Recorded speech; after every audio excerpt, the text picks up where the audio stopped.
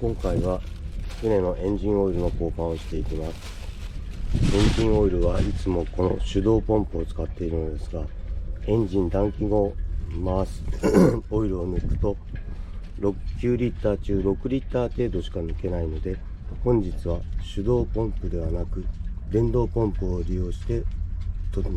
オイル交換をしていきます。今日使っている電動ポンプを使っています。